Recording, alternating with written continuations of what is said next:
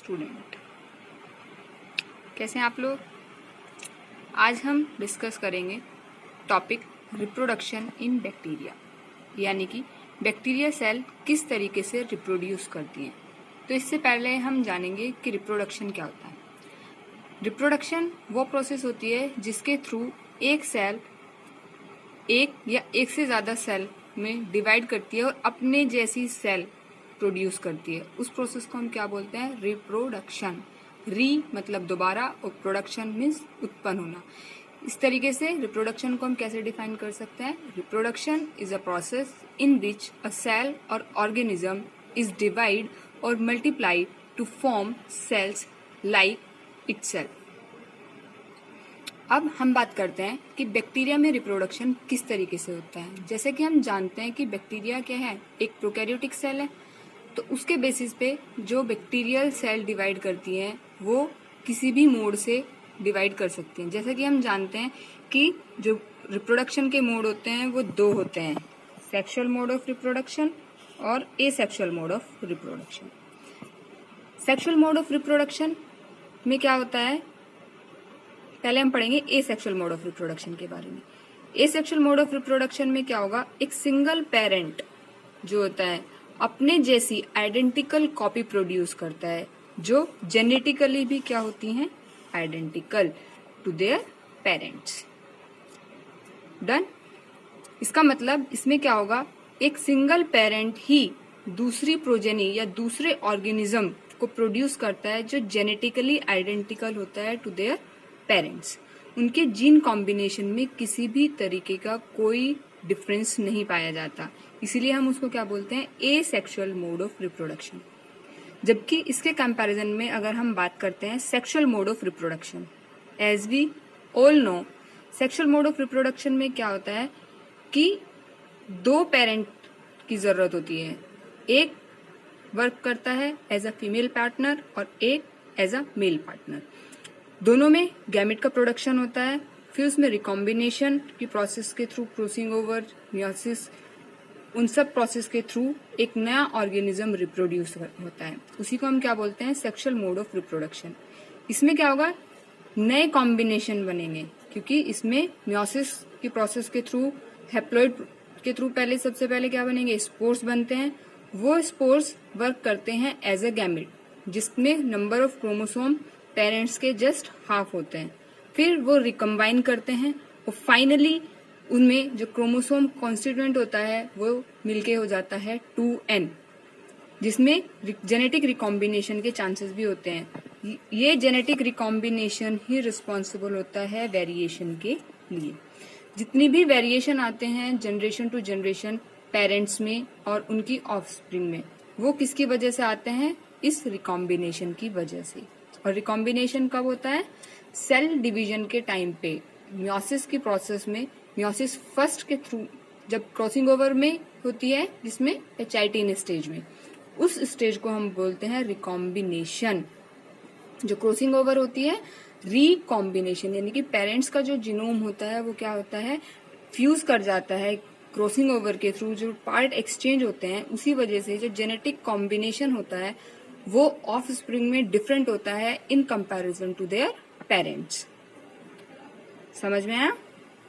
चलो, तो इसलिए सेक्सुअल मोड ऑफ रिप्रोडक्शन की डेफिनेशन हम पढ़ लेते हैं एक बार।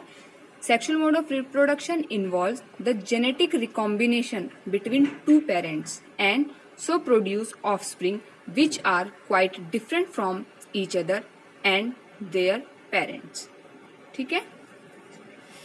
जैसे कि हम जानते हैं कि सभी सेल्स जो हैं वो मल्टीप्लाई करती हैं अपनी लाइफ स्पैन में, कभी ना कभी वो रिप्रोड्यूस करती हैं और अपने जैसे इंडिविजुअल को रिप्रोड्यूस करती है, जिसकी वजह से ये साइकिल चलती रहती है, नई ऑफस्प्रिंग बनती रहती हैं और पुराने वाली क्या होती रहती हैं, डाई। इसी तरीके से every individual has a fixed life span.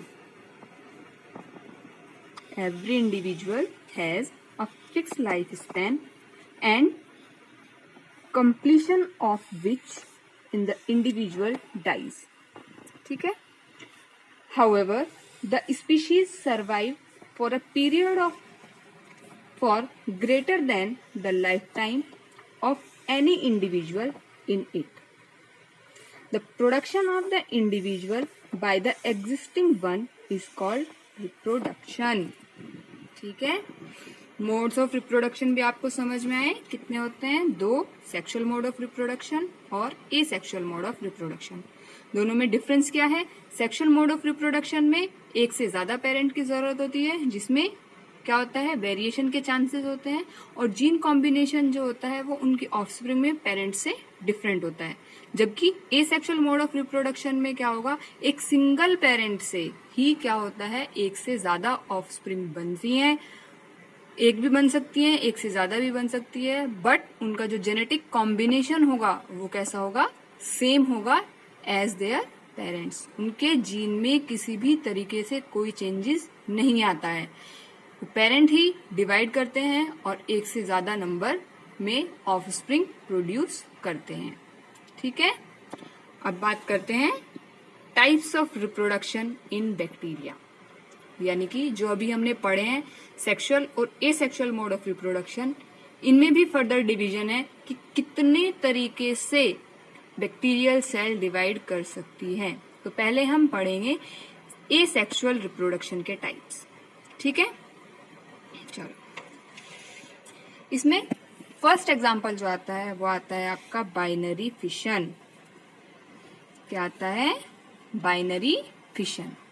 जैसा कि नाम से ही पता चल रहा है हमें, बाइनरी का मतलब क्या होता है, 2, और फिशन का अर्थ क्या होता है, टूटना। तो बाइनरी फिशन के केस में क्या होता है कि एक सेल टूट जाती है 2 सेल में। ठीक है, टूटती कैसे हैं? सबसे पहले क्या होता है कि जो उनका जेनेटिक कॉम्बिनेशन होता है, यानी कि जो क्या होता है क्रोमोसोम, वो मल्टीप्लाई करके क्या कर जाता है, डबल। यानी कि जितना जीन कंटेंट पेरेंट के पास होता है वो मल्टीप्लाई करके क्या हो जाता है, जस्ट डबल। ये किस प्रोसेस के थ्रू होता है, ये आप कमेंट में बताएंगे। ठीक है, उसके बाद वैसे यहाँ लिखा भी है किसके थ्रू होता है, डीएनए रेप्लिकेशन। तो अब आपका जो होमवर्क है, आप बताएंगे कि डीएनए रेप्लिकेशन की प्रोसेस क्या होती है। कमेंट करेंगे, डिफाइन करेंगे डीएनए रेप्लिकेशन क्या है। ठीक है, उसके बाद रेप्लिकेशन के बाद जैसे ही क्रोमोसोम डबल हो जाते हैं वो क्या होंगे, सेग्रीगेट होंगे, और फिर प्रोसेस होती है साइटोकाइनेसिस की। साइटोकाइनेसिस यानी कि साइटो मीन्स साइटोप्लाज्म और काइनेसिस मीन्स डिवाइड। इस प्रोसेस में क्या होता है कि जो डीएनए 2 पार्ट में डिवाइड हुआ है उसके साथ ही साइटोप्लाज्म भी क्या कर जाता है, डिवाइड, और फाइनली एक सेल से हमारी क्या बन जाती हैं, 2 डॉटर सेल। क्योंकि जो कॉम्बिनेशन हमारा किसके पास था, पेरेंट के पास था, सेम वही कॉम्बिनेशन किसके पास आ जाता है, डॉटर सेल के पास। इस तरीके से इनके जेनेटिक कॉम्बिनेशन में किसी भी तरीके का डिफरेंस देखने को हमें नहीं मिलेगा। जैसे पेरेंट होते हैं सेम आइडेंटिकल कॉपी, या हम कह सकते हैं क्लोन क्या होती हैं, उनकी ऑफस्प्रिंग। इस तरीके से बाइनरी फिशन की प्रोसेस के थ्रू एक सेल से फाइनली कितनी सेल्स बन जाती हैं, 2। इसी तरीके से फिर ये 2 सेल्स डिवाइड करेंगी, 2 सेल्स से कितनी बन जाएंगी, 4। ठीक है, समझ में आया? चलो अब चलते हैं, हम पढ़ लेते हैं इसके बारे में थोड़ा। बाइनरी फिशन में क्या होता है, this is the most common type of sexual asexual reproduction. It's mistaken, that is asexual. इसको चेंज कर लेंगे, asexual reproduction in actively growing bacteria and occur during favourable condition. ठीक है, किस कंडीशन में होता है, फेवरेबल कंडीशन, यानी कि जब क्या हो, न्यूट्रिएंट कंडीशन भी सफिशिएंट हो, मॉइस्चर कंटेंट बैक्टीरिया सेल की ग्रोथ के लिए इनफ हो, न्यूट्रिएंट उसे अच्छे से मिल रहे हैं, कोई कमी नहीं है, तो उन कंडीशंस को हम क्या बोलते हैं, फेवरेबल कंडीशन। अगर क्या है, इन्हीं की स्कार्सिटी है कि टेम्परेचर एबनॉर्मल है, सैलिनिटी कंसंट्रेशन ज्यादा है या कम है, पीएच, तो उन कंडीशन को हम क्या बोलते हैं, अनफेवरेबल कंडीशन।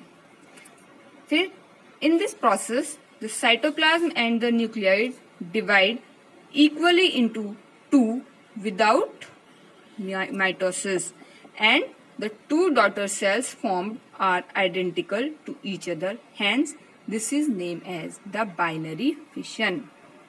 ठीक है। नेक्स्ट स्टेज दैट इज जूगलिया स्टेज।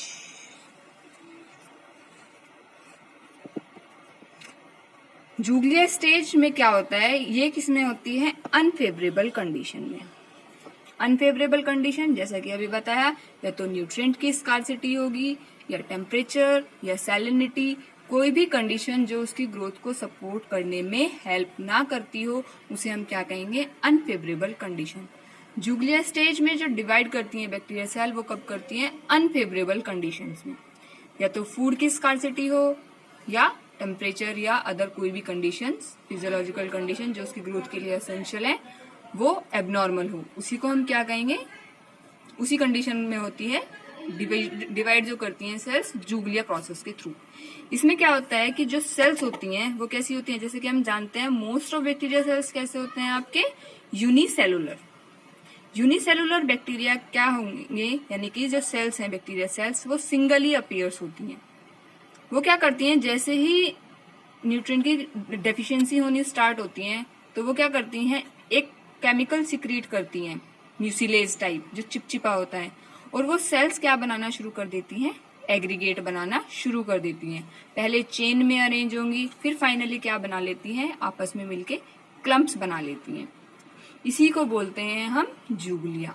फिर जैसे ही कंडीशन क्या होंगी, फेवरेबल होंगी, तो ये किस में चली जाती हैं, अनफेवरेबल कंडीशन में, रेस्टिंग फेज में। उसके बाद जैसे ही कंडीशन फेवरेबल होंगी, तो ये वापस से किस में कन्वर्ट हो जाती हैं, आपकी एक्टिव और डिवाइडिंग सेल्स में, और फाइनली फिर अलग होके नए बैक्टीरियल सेल्स में कन्वर्ट हो जाती हैं। ठीक है, क्या समझ में आया? बाकी के टाइप्स हम पढ़ेंगे नेक्स्ट क्लास में। अगर इनसे रिलेटेड आपकी कोई भी क्वेरी या क्वेश्चंस है तो आप कमेंट कर सकते हैं, व्हाट्सएप ग्रुप पे पूछ सकते हैं, as you wish. Thank you so much.